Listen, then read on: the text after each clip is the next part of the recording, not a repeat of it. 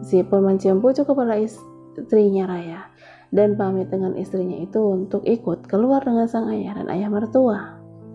Aku keluar sebentar ya, hati-hati dengan kedua wanita ini. Canda Zi tersenyum lalu pergi. Raya hanya menatap suaminya penuh cinta dan ketiga pria itu pun keluar dari kamar Zi. Stella, aku sungguh tidak menyangka jika anakmu itu sungguh top chair. Bahkan belum genap sebulan menikah Raya sudah positif. Ujar Margaret, ibu angkat Raya, belak-belakan membuat pipi Raya terasa panas. Kau tahu, aku yakin putraku pasti sudah menyerang putrimu siang dan malam, pagi serta petang. Makanya kita bisa jadi nenek dalam waktu sesingkat ini. Ibu benar kan Raya? Tanya Stella ala-ala ibu rumpi yang meminta pembenaran atas tebakannya kepada Raya. Hah? Raya hanya bisa terbengong mendengar pertanyaan sang ibu mertua. Tidak mungkin kan Raya menceritakan semua aktivitas ranjangnya dengan Zi pada kedua wanita yang berstatus ibunya saat ini itu. So, hanya senyuman manislah yang dapat ia berikan untuk setiap pertanyaan yang dilontarkan oleh Stella dan Margaret bergantian. Keadaan jauh berbeda dengan di pihak para lelaki. Zi, ayahnya, serta mertuanya saat ini sedang berada di ruangan kerja David di hotel itu. Wajah David yang tadi begitu terlihat bahagia saat di kamar Zi, kini langsung berubah 180 derajat. Kini wajah itu terlihat begitu serius. Zi, ada hal serius yang ingin aku sampaikan kepadamu terkait Raya, ujar David sambil sesekali melihat ke arah Daniel, kemudian kembali melihat Zi. Zi, apa kau sudah tahu kalau Raya bukanlah putri kandungku? Sela Daniel. Iya, Ansel sudah mengatakan semua hal itu kepadaku beberapa waktu lalu. Tugas Zi. Apa saja yang telah Ansel ceritakan kepadamu Zi? Ujar David. Raya sebenarnya adalah adik sepupu Ansel. Ayah kandung Raya adalah paman Benvolio, sahabat kalian sewaktu kalian masih aktif sebagai mafia di Itali. Setelah kematian orang tua Raya, ayah Daniel mengangkat Raya sebagai putrinya demi menjaga keselamatan Raya dari musuh-musuh ayahnya. Zi berhenti karena memang sampai disitulah yang ia ketahui tentang Raya. David dan Daniel kembali saling pandang. Paling tidak sedikit banyaknya, Zi sudah mengetahui latar belakang Raya sebenarnya. Tukas Daniel. Kau benar Daniel? Jawab David. Zi yang semakin bingung dengan interaksi misterius antara ayahnya dan ayah mertuanya, jadi semakin tidak sabar untuk mengetahui masalah apa yang sebenarnya ingin dua pria tua ini katakan. Kalian tidak bermaksud untuk membuatku mati penasaran kan? Sarkas Zi yang sudah terlalu lama menunggu David dan Daniel bercerita. Zi, semenjak pernikahanmu dan Raya, aku dan Daniel selalu bepergian ke sana kemari, dan kau tahu itu kan? Ujar David. Tapi itu bukan karena kami terlalu senang kami berbaikan kembali, makanya kami pergi merayakannya dengan menghabiskan waktu bersama. Namun karena kami menyelidiki kematian orang tua Raya, timpal Daniel. Ansel pasti juga telah bercerita alasan kematian orang tua Raya kan? Sambung Daniel bertanya. Iya, Ansel mengatakan kalau kedua orang tua Raya meninggal dalam sebuah kecelakaan yang terjadi saat Om Ben ingin keluar dari dunia mafia, mengikuti jejak ayahku. Jawab Zi persis seperti yang dikatakan kepadanya. 20%-nya benar, tapi kau tetap harus tahu keseluruhan ceritanya, ucap Daniel. David, ceritakanlah, cerita ini harus dilengkapi 80%-nya lagi agar cerita itu sempurna, tugas Daniel. Jadi begini Zi, Ben, ayahnya Raya itu bukanlah mafia biasa. Dia memang mafia seperti diriku dan Daniel dulunya. Tapi dia bukan orang lapangan seperti kami yang kerja menghabisi orang pakai senjata. Ben adalah ilmuwan, sebut David. Dia ilmuwan yang mengembangkan senjata biologi di laboratorium organisasi rahasia kami. Aku, ayahmu, dan Ben bekerja untuk sebuah organisasi yang dikepalai oleh seorang pria tua yang bertugas untuk menjaga keseimbangan dunia bawah tanah dan dunia yang kau pijak saat ini sih. Tiba-tiba Daniel juga ikut menimpali penjelasan David. Ilmuwan yang mengembangkan senjata biologi. Zi mencoba untuk mencerna apa yang ayah dan ayah mertuanya sampaikan. Ya, senjata biologi, jawab Daniel dengan wajah serius. Kau pasti paham dengan istilah senjata biologi kan sih? Senjata biologi adalah senjata yang menggunakan patogen sebagai alat untuk membunuh, melukai, atau melumpuhkan musuh, jelas Daniel. Atau mungkin dalam pengertian yang lebih luas, senjata biologi tidak hanya berupa organisme patogen, tetapi juga toksin berbahaya yang dihasilkan oleh organisme tertentu. Itulah yang sedang dikembangkan oleh Ben di laboratoriumnya, tambah David. Karena hal itu, Ben tidak akan bisa, atau lebih tepatnya tidak akan pernah diperbolehkan oleh organisasi kami untuk mundur dari pekerjaan ini sih, ucap Daniel. Berbeda dengan diriku dan David yang ditugaskan sebagai mafia untuk membasmi hama yang ada di dunia kegelapan agar tidak mengganggu keseimbangan dunia.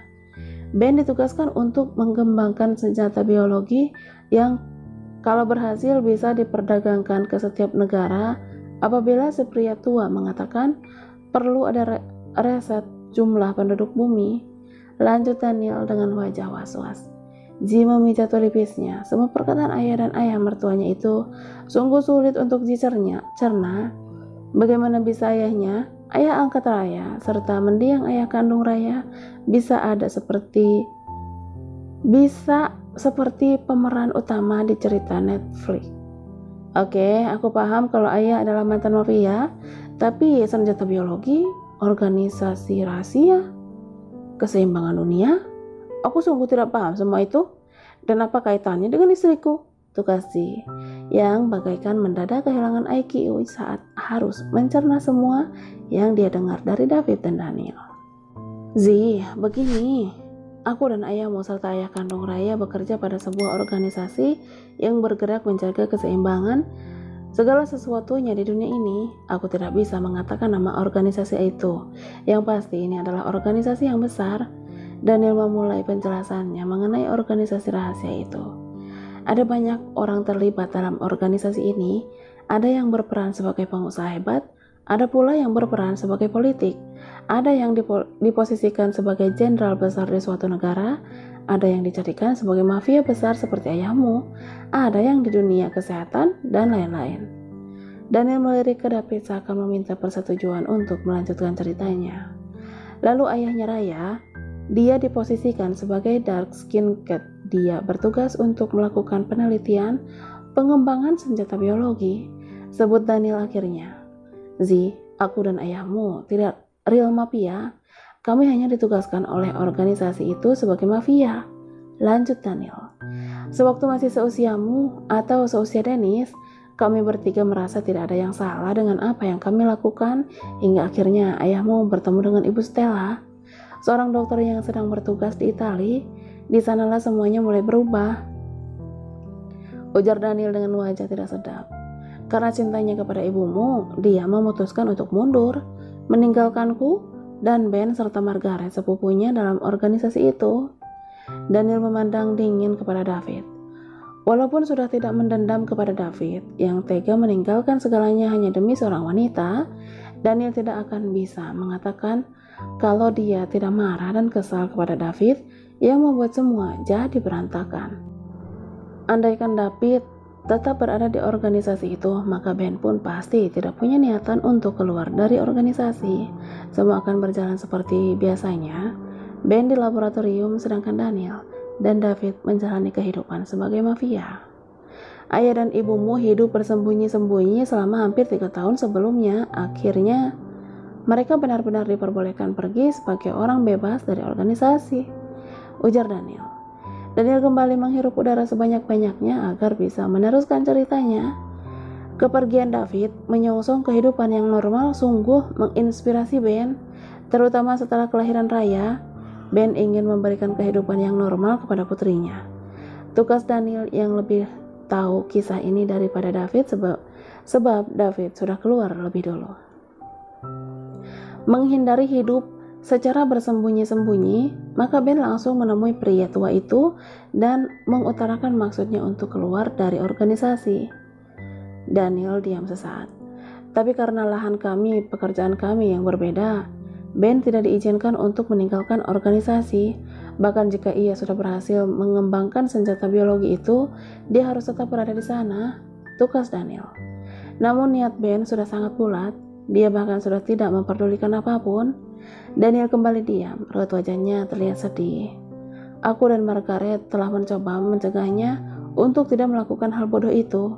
Tidak perlu pergi dari organisasi itu, tapi dia tidak mau mendengarkanku dan Margaret, ucap Daniel dengan sorot mata yang nanar.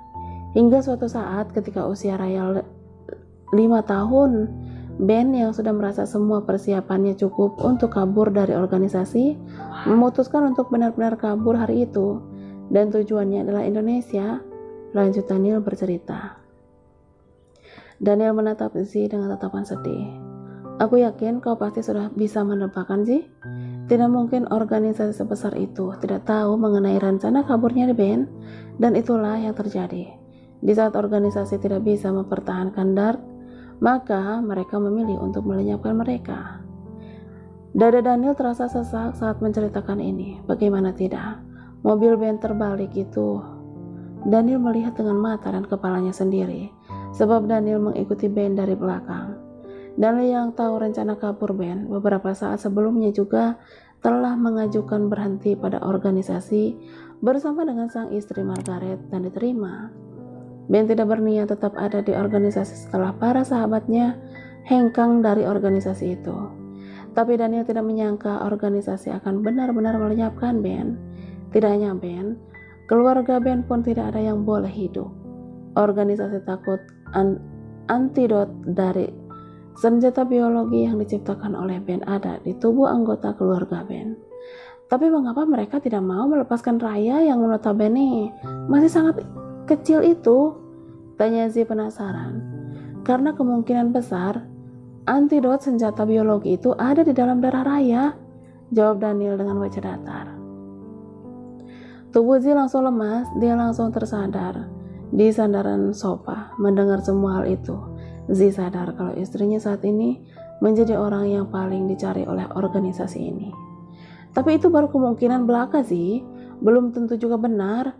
Tidak ada yang benar-benar tahu apakah Ben benar sudah menciptakan antidot untuk senjata biologi itu atau belum, ujar David menipal. Hanya saja, mereka membutuhkan Raya sebagai objek percobaan mereka untuk senjata biologi itu, sambung Z yang sudah bisa menebak apa yang akan dikatakan oleh ayahnya. Itu artinya senjata biologi itu akan diuji cobakan di tubuh Raya untuk melihat apakah ada berfungsi atau tidak kepada Raya, ucap Z dengan tatapan kosong.